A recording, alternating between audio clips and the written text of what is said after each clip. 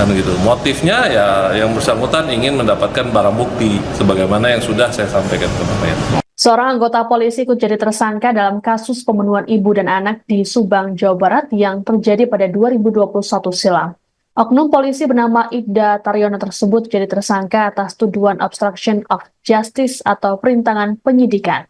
Hal ini disebabkan aksinya yang memerintahkan saksi untuk menguras bak mandi di tempat kejadian perkara di sebuah rumah yang berlokasi di Jalan Cagak, Kabupaten Subang, Jawa Barat. Kapitumas Polda Jabar Kombes Pol Jules Abraham Abbas dalam keterangan pada Rabu 11 September di Mapolres Purwakarta mengatakan motif Ibda Taryono adalah salah melakukan prosedur saat menjalankan tugas. Adapun saat kejadian Ibda Taryono masih menjabat sebagai Kanit Resmob Polres Subang. Menurut Abbas, dalam menjalankan aksinya, Taryono menyuruh anggota bantuan polisi atau Banpol berinisial S. Bak tersebut diketahui digunakan untuk memandikan kedua mayat korban. Lebih lanjut dikatakan Abbas bahwa tujuan Taryono untuk menguras bak untuk mencari barang bukti tanpa sepengetahuan tim Inafis. Sejauh ini belum ada indikasi keterkaitan Taryono dengan terpidana Yosep Hidayah yang telah divonis 20 tahun penjara. Taryono sendiri saat ini sudah dipindah tugaskan ke bagian unit Binmas Polres Subang. Namanya pun tak pernah disebutkan selama proses persidangan berlangsung. Justru nama perwira polisi lainnya yang sempat disebut oleh terpidana Yosep, yakni Ibda Irlansyah karena diduga menghilangkan rekaman CCTV dan menyebabkan dirinya jadi tersangka. Taryono diketahui pernah bersaksi dalam sidang kelima Yosep pada 23 April lalu.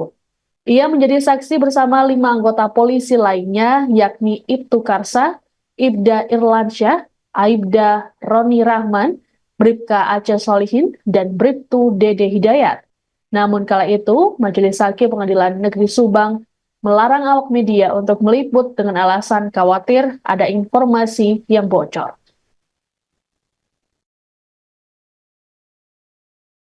Apa itu ke depannya? Ya, penanganan lanjutnya masih berjalan.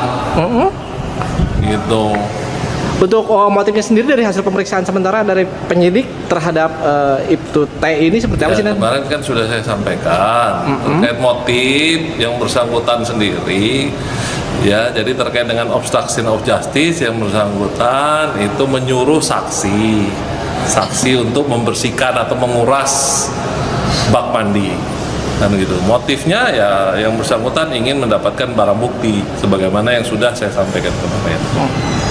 Nggak ada motif lain ekonomi mungkin dari terdakwa dari terpidana? Maksudnya motif apa nih ekonomi? Kan nguras bak mandi tidak ada kaitan dengan ekonomi. Mungkin disuruh sama terdakwa Yosep atau terpidana Yosep maksud kami? Jadi tidak ada kaitan dengan tersangka Yosep atau dengan tersangka yang lain. Kemarin sudah saya jelaskan kan seperti itu.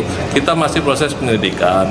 Artinya yang bersangkutan ditetapkan sebagai tersangka melakukan obstruction of justice, artinya menghalangi proses penyidikan dengan cara yang bersangkutan menyuruh menguras. Hanya sekedar itu yang kita temukan saat ini. Jadi ini masih berproses.